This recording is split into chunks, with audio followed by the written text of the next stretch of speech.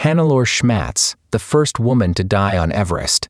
In 1979, Hannelore Schmatz and her husband Gard climbed Everest as part of a German expedition.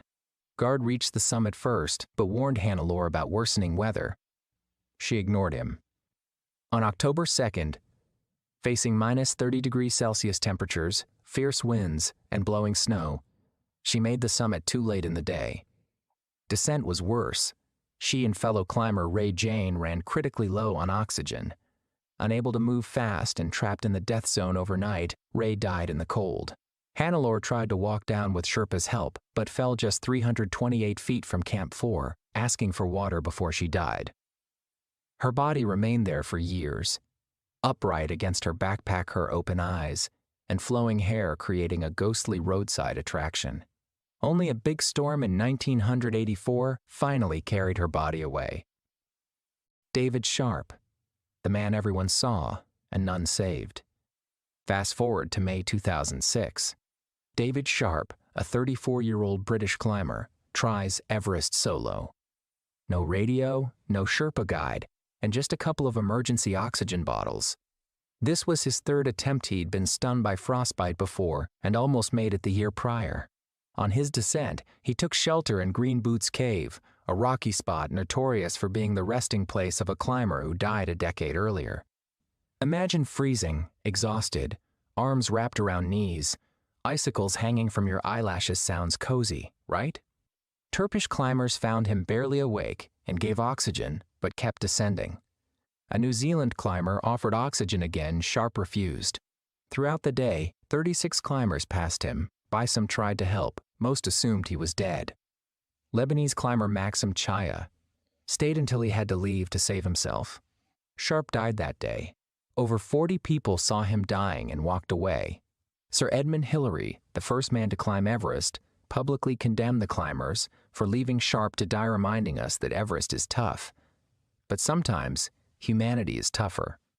Rob Hall and Doug Hansen, the disaster of 1996. 1996, a year etched in Everest's blood-soaked history. Rob Hall, a top New Zealand guide, led his crew alongside American rival Scott Fischer's team. Each client paid a whopping $65,000 for the privilege to stand atop the world and possibly die trying. Both groups faced dangerous crowds and no set-up safety ropes near the Hillary Step, a notorious bottleneck. Hall set a hard turnaround time at 2 p.m., but Hansen was moving slow and running out of oxygen. Hansen summited after 4 p.m. way past safe zone, and Hall stayed to help him down.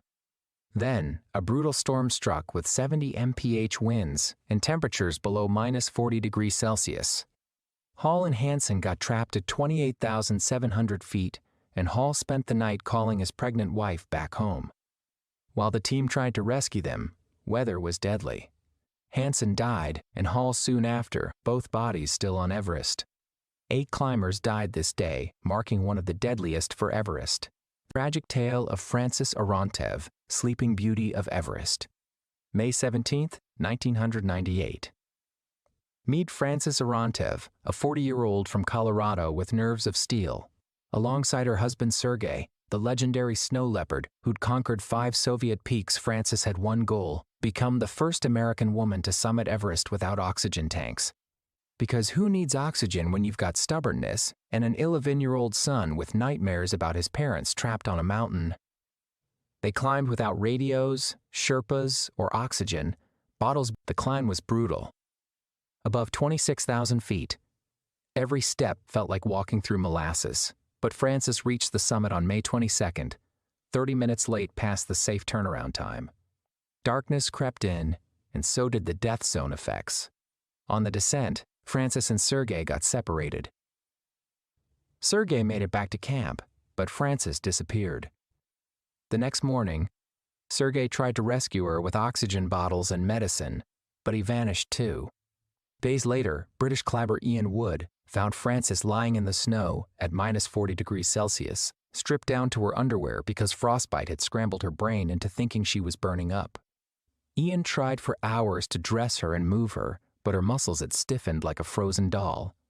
With chest-deep snow and no help, he had to make the impossible choice: stay and die together or leave and survive. Sadly, he left. Francys died that night, earning the heartbreaking nickname Sleeping Beauty because her peaceful face looked like she was just napping. Sergei's body was found a year later. He fell trying to save her.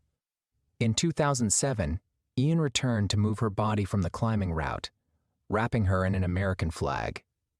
The dreams and deaths of Shreya Shah Klorfein and Joshua Cheruyot. In 2012, Shreya, a 33-year-old from Canada with lifelong dreams of Everest, spent $100,000 and trained hard, but ignored warnings. She was unprepared. On May 19th, in a crowd of 500 climbers, the death zone became a traffic jam. She summited late and was barely able to descend, requiring Sherpas to pull her down. A sudden storm sealed her fate. In 2024, Kenyan banker Joshua Cheruyot tried to be the first African to summit without oxygen tanks. Just 160 feet short of the peak, he started confusing and refused emergency oxygen.